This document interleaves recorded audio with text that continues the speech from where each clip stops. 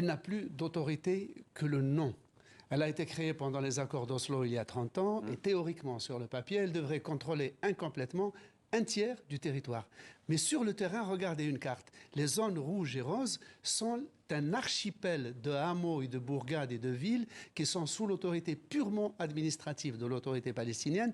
Et les zones bleues, ce sont des colonies. Il y en a 300 qui vont du petit avant-poste à une ville jusqu'à 70 000 habitants.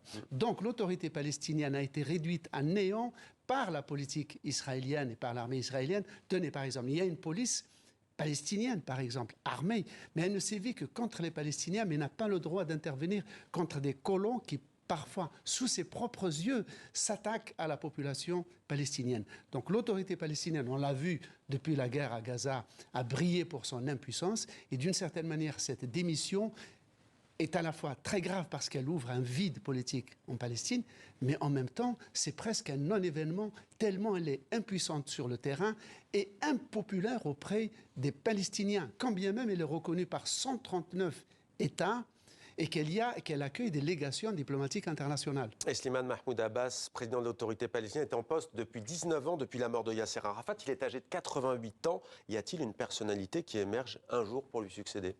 Une seule personnalité, c'est l'ancien dirigeant, un des dirigeants du Fatah, Marwan Barghouti, qui est en prison perpétuité, mais qui est probablement, tout le monde l'admet, tous les commentateurs, y compris israéliens l'admettent, c'est le seul qui serait capable d'avoir assez de courage, de lucidité. C'est un homme laïque, il est partisan convaincu de deux États, c'est le seul qui pourrait remporter des élections haut la main, y compris contre le Hamas qui a gagné en popularité dans les territoires occupés.